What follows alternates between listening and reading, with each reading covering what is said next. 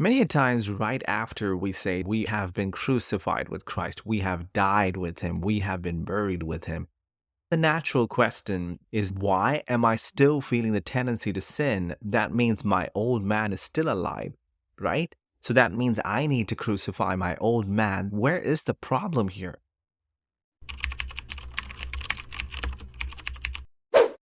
A lot of people, because of the way the theologians have taught over the years, think that this is the old man who has not been crucified, and we have to crucify ourselves.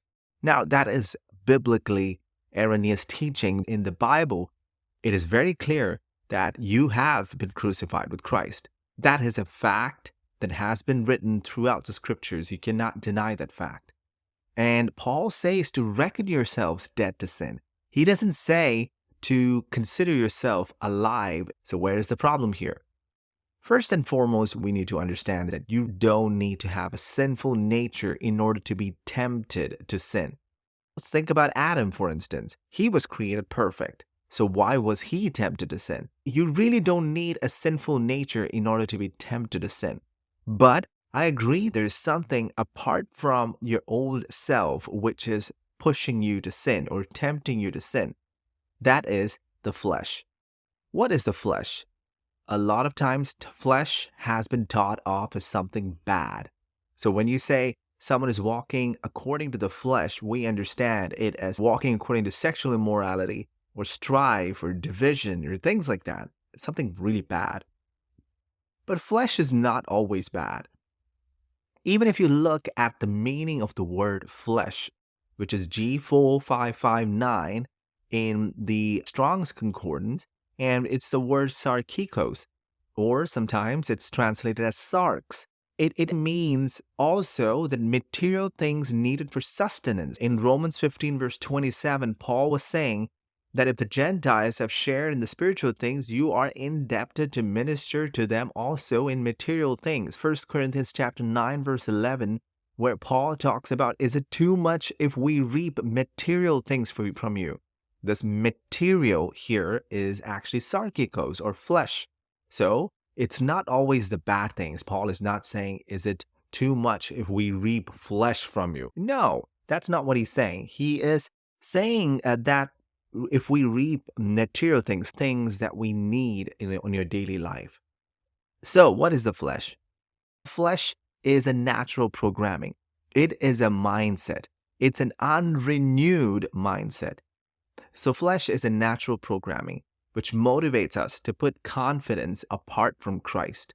Before you were born again, you have a spirit which was dead, and you had your soul, which includes your mind, emotion, and will. And then you have your flesh. So what happened at the time of salvation? We know that our spirit became one with the Spirit of the Lord. Then in your soul, it is under your authority. God is not going to take control over your mind because that is where your will is. It is supposed to be done by you. You are the one who will have to renew your mind, because if you don't renew your mind, you will have a new hardware but the wrong software. Latest processor, but your software will still be in Windows 98. And because of that, you will not be able to operate in the true identity of who you are. So that's what the flesh is, the old programming, the old system, the old way of thinking, strategies, attitudes, coping mechanisms. In 1 Corinthians chapter 1, verse 26, it says, "For consider your calling, brethren, that there were not many wise according to the flesh, not many mighty, not many noble." So, apparently, according to the flesh, we can find a way to be wise, strong, mighty, and noble, or to have identity or status. The world teaches us ways to get these apart from Christ, and teaches to wear branded clothes so that you will feel important. Then you can also try to have your identity in the fact that you're driving an expensive car, and when people look at you, they will see you as a person with value. That is also according to the flesh.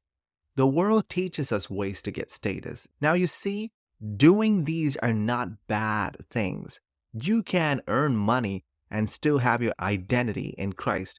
You can buy a new car but have your identity in Christ. So you see, it's where your heart is. Flesh can be a source of smarts, a source of strength, a source of status. So flesh is something that we can put confidence in. It is not who we are. So flesh is not your heart. I should make that clear. Flesh is not yourself. It is an unrenewed mindset that you can follow. It is not you. It is not who you are. Let's look at Philippians chapter 3, verse 3 to 6. For we are the true circumcision, who worship in the Spirit of God and glory in Christ and put no confidence in the flesh. Now, listen to Paul making a list of flesh. He says, although I myself might have confidence in the flesh, if anyone has a mind to put confidence in the flesh, I far more. Listen to this. Circumcised on the 8th day. Not a bad thing, but still, he was putting his identity on the fact that he was circumcised on the 8th day. And it says, of the nation of Israel. You've heard people say, I come from the most powerful nation on earth. You cannot do anything to me. So that means even though they call themselves Christian, but still they can walk according to the flesh by their identity, which is in their citizenship. For a person like that, if they are in a problem, so they can put their identity in the fact that because of my citizenship, everything is going to be okay. My government is going to take care of me, rather than putting confidence in the fact that you're a son of God and God will take care of you. You see, that's a subtle difference there. I'm continuing to read. Of the tribe of Benjamin, that means someone who says, my family built the roads here, built the church here, and my family is related to this pastor. He knows that person. He's the head of this ministry. So that's a confidence in the flesh. And a Hebrew of Hebrews, as to the law, Pharisee, as to zeal, a persecutor of the church, as to the righteousness which is in the law, found blameless. Now the last part is actually the religious flesh, which we will see in the upcoming episode.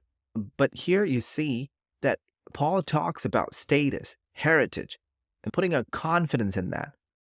It's not a problem to have a heritage. It's not a problem to have education. It's not a problem to have a status, but rather it becomes a problem when you put your identity on it.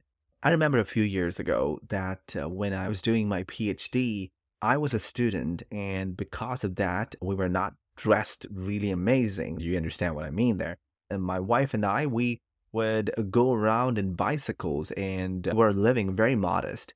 We would meet a lot of people. Most of the time when people would meet us, when they would talk to us, and we could feel a certain condescension in a lot of people. And it could be by the way we looked or by the way we were dressed, not the branded clothes and all that. I also remember being in Germany, and there was this guy, and he was not initially talking to me, and he was always keeping on saying that he studied at this premier institute in India. One fine day when we were having lunch, so this guy talks to me, and he asks me at that point, so where did you study? So I said the name of the institute where I studied, which was also a premier institute. So then his whole demeanor changed. His identity was not rooted in Christ. His identity was rooted in his education. It's something that can creep into our daily lives. When we earn money, when we have status, people look at us differently. We start putting our hope, our trust, our heart in those things. So you see that our flesh is not our old man. The old man has been crucified. Our sinful nature has been crucified. We don't have a sinful nature, but we have a flesh. Our flesh is very much alive. You can be a pastor, preacher, minister, and still live in the flesh. The flesh can bring works of the flesh. The works of the flesh are given in Galatians chapter 5, verse 19 to 21.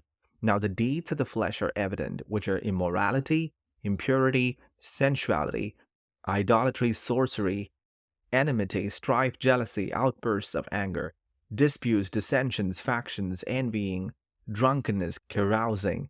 The flesh is going to tempt you to do the works of the flesh, which is immorality, impurity, sensuality, idolatry, sorcery, enmities.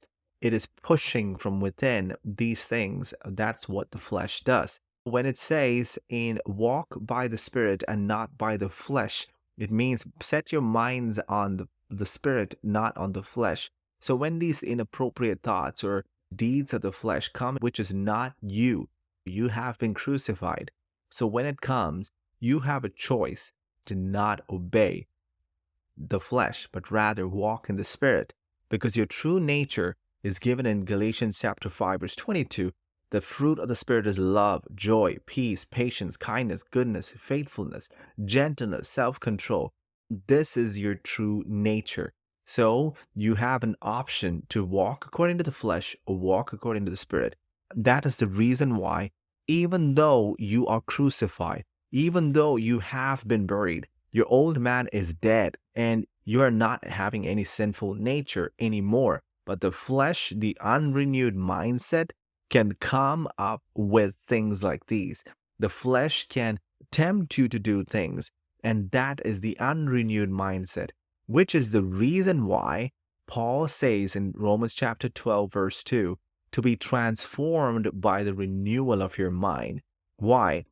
The transformation on the outside happens when you renew your mind, when you completely agree with what God has said about you in the scriptures.